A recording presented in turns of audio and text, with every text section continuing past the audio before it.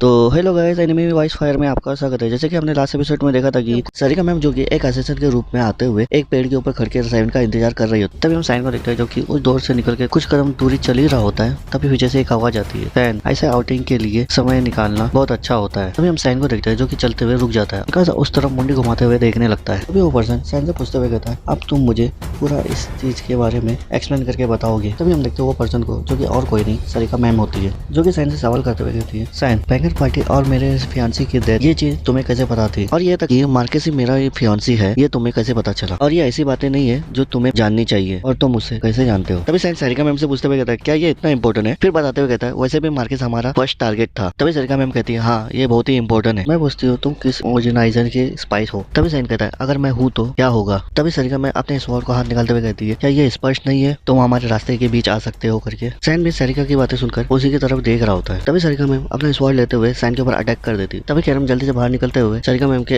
Attack को रोक लेती है। साइन भी सारिका मैम की अटैक को देख के कोई रिएक्ट नहीं करता है। सारिका मैम जो कि खसकता हुआ थोड़ा पीछे चली जाती है। फिर हंसते हुए कहती है, क्या तुम मेरे रास्तों के बीच आओगी। तभी कैरम भी कहती है, तुम अभी भी अच्छी तरह से नहीं सीखे हो, मैंने तुमसे कहा था कि मेरे मास्टर को छूना तक नहीं। तभी सारिका मैम हंसते हुए कहती है, लगता है मुझे तुम समझाने में फेल हो गई हो और मुझे इसमें बहुत मजा आ रहा है। तभी कैरम भी हंसते हुए कहती है, तुम एक वास्तव में एक पीस ऑफ वर्क हो। कैरम ये बोलते साथ ही सारिका मैम को देखते हैं जो कि कैरम के ऊपर आके सीधा अटैक कर दी होती है। तभी हम देखते हैं कैरम को उस जगह से फ्लिप जंप मारते हुए सारिका मैम के पीछे आ जाती है। कैरम भी हंसते हुए कहती है, ठीक है फिर मैं भी तुम्हें कुछ इंटरेस्टिंग दिखाती हूँ। ये बोलते हुए अपने हाथ में एक फायर सा बॉल बना लेती है। तभी सारिका मैम भी अपने मन में सोचते हुए कहती है, मेरे तरफ कुछ तेजी से आ रहा है। ये बोलते साथ ही हम देखते हैं कैरम को जो कि एक स्पेल पढ़ते हुए कहती है, power of the black mysterious एडमेक। ये बोलते हुए सारिका मैम की तरफ वो अटैक भेज देती है। जो वो अटैक तेजी से आते हुए जमीन में टकराता है, जिससे कि वो जगह पे बहुत बड़ा एक ब्लास्ट होता है। तभी सारिका मैम भी उस अटैक को डॉज करते हुए कहती है, यहाँ तक कि सबसे पावरफुल भी अटैक यूजलेस है अगर तुम उसे डॉज कर लिए तो। ये बोलते हुए उस अटैक से डॉज करते हुए दूर भाग रही होती है। फिर सारिका मैम एक जगह पे रुकते हुए अपने मन में कहती है, तो ये कैरम की पावर है। फिर कहती है, अगर वो अटैक मुझे डायरेक्ट लगता तो मैं मर जाती, और मैं उस अटैक को डिफ्लेक्ट करने की ट्राई करती तो भी मारी जाती। फिर कैरम के बारे में सोचते हुए कहती है, मैं समझती हूँ कि वो आमतौर पर स्वॉर्ड के फॉर्म में क्यों रहती है, वो चाहती तो पूरी सिटी को डिस्ट्रॉय कर सकती थी। तभी हम कैरम को देखते हैं जो कि मुंह बनाते हुए कहती है, शॉक मैंने मिस कर दी। फिर कहती है, केवल एक ही जन है जो इस अटैक को रोक सकता है और वो डीमन किंग है। तभी हम वो जगह को देखते हैं जो कि वो अटैक लगने की वजह से उस जगह में 100 मीटर तक तहस महस हो चुका होता है। फिर कैरम कहती है, ठीक है अब तैयार हो जाओ, ये तो बस मेरा वार्म अप था। तभी हम सारिका मैम को देखते हैं जो कि हंसते हुए कहती है, ओह कैरम मैं भी अपना बेस्ट दूंगी। सारिका मैम यही बोलते हुए जैसे ही तैयार होती है वैसे हम देखते हैं एक आवाज आती है, स्वॉर्ड मैनिपुलेशन, जिससे कि कैरम जमीन में गिर जाती है धाड़ करके। तभी हम कैरम को देखते हैं जो कि जमीन में एकदम चिपकी होती है और रोते हुए कहती है, ओह कम ऑन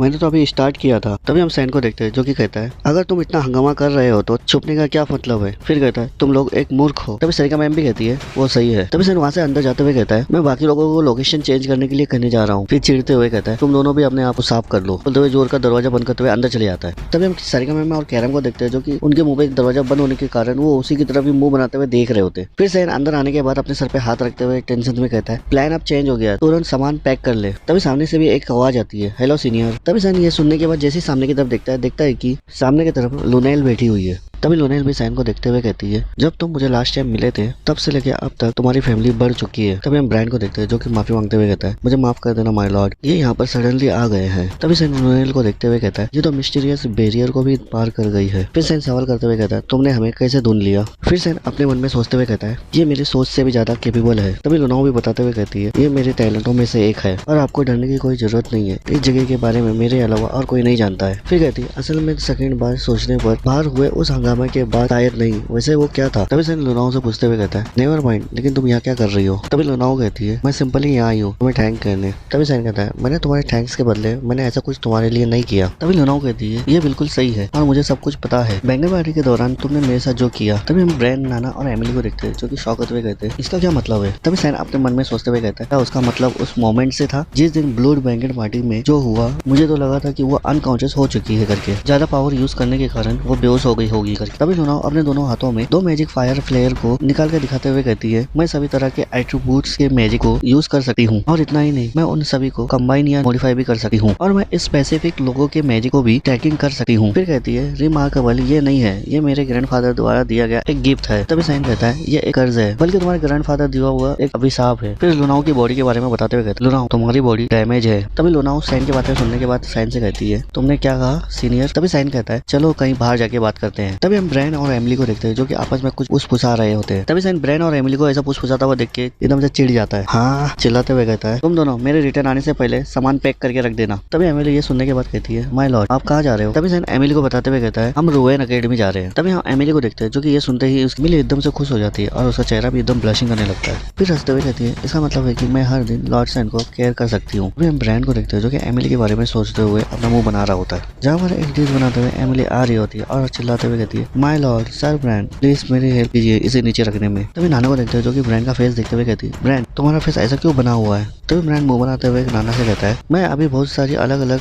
भावनाएं को महसूस कर रहा हूँ। तभी हम लुनाओ को देखते हैं जो कि अपने बारे में साइन को बताते हुए कहती है मैंने अपना बचपन ठंडी अंधेरी जगहों में गुजारी हूँ जहाँ पर मैं सभी तरह के दर्दनाक पेनफुल एक्सपेरिमेंट के आदी थी, लेकिन मैंने ये सब साइन किया क्योंकि ये मेरी ड्यूटी थी रीजेंस रैन रिवर की ग्रैंड डॉटर के रूप में। तभी हम साइन और लुनाओ को देखते हैं जो कि एक पुल को पार करते हुए एक दूसरे से बात कर रहे होते हैं। तभी लुनाओ भी साइन को सवाल करते हुए कहती है क्या तुम भी इस ड्यूटी के भावनाओं से रहते हो सीनियर सैन। तभी साइन भी जवाब देते हुए कहता है खास तौर पे तो नहीं। फिर लुनाओ पूछते हुए कहती है तो फिर आपने हमें क्यों बचाया और फिर क्यों बताया नहीं। तभी सैन बताते हुए कहता है और मैं ऐसा क्यों करूं, इससे तो मुझे और भी सिर दर्द हो जाएगा। फिर कहता है मुझे यकीन है कि तुम इसका कारण समझ सकती हो। तभी लुनाओ सैन की बातें सुनने के बाद कहती है रीजन। तभी लुनाओ अपने पास से सैन का मैजिक एट्रीब्यूट बाहर निकालते हुए कहती है हाँ तुम्हारा ये मैजिक एट्रीब्यूट मुझे पहले लगा कि ये डार्कनेस है। मैंने वो इन्फॉर्मेशन तब कलेक्ट की थी जब हम पहली बार रेस्टोरेंट में मिले थे। तभी सैन अपने मन में सोचते हुए कहता है इसलिए वो केवल मैजिकल एट्रीब्यूट फिजिकल कॉन्टैक्ट द्वारा ही निर्धारित कर सकती है। फिर सोचते हुए कहता है ये कुछ ऐसा है जो मुझे पिछले लाइफ में नहीं पता था, लेकिन मैं फिर जिस दिन कोलैप्स होकर नीचे गिर गई थी तुमने मेरे बॉडी में ये मैजिक डाल दिया। फिर लोनेल अपने हाथ में एक डार्क ओरा को रिलीज करके दिखाते हुए कहती है सीनियर सैन ये क्या चीज है। फिर कहती है ये तुम्हारा है लेकिन ये इस दुनिया का नहीं है। तभी सैन कहता है अब मुझे समझ में आया कि तुम मुझसे संपर्क क्यों किए। फिर कहता है क्या तुम इसे अपने ग्रैंडपा के पास वापस ले जाओगे। तभी लुना उस ओरा को डिसअपीयर करते हुए कहती है नहीं। फिर सैन से कहती है और मैं ऐसा क्यों करूंगी, इससे तो मुझे और भी ज्यादा नुकसान होगा और सर दर्द होगा। तभी सैन पूछते हुए कहता है ये क्या है, क्या तुम रैन रिवर के ब्लू लाइन के अगेंस्ट तुम बगावत करने की सोच रही हो। तभी लोनेल सैन के गले लगते हुए कहती है मुझे यकीन है कि तुम इसका कारण समझते हो। तभी सैन लुनाओ को ऐसा गले लगता हुआ देख के एकदम से थोड़ा शॉक हो गया होता है। लुनाओ सैन के गले लगते हुए कहती है थैंक यू मेरे अंदर लंबे समय से बोझ रखे हुए को निकालने के लिए। तभी सैन लुनाओ को ऐसा गला लगता हुआ देख के अपने मन में कहता है लुनाओ की बॉडी एक उबले हुए कढ़ाई की तरह है जिसमें मैजिक और डिफरेंट टाइप का एट्रीब्यूट उबल रहा है। ऐसा लग रहा था जैसे वो किसी चीज में बदल रही हो लेकिन किसी ने उसे बंद कर दिया है, शायद उस मैजिक को खोने से बचाने के लिए। लेकिन कढ़ाई बहुत ज्यादा ही गर्म हो चुकी थी और लेकिन इसके मैजिक ने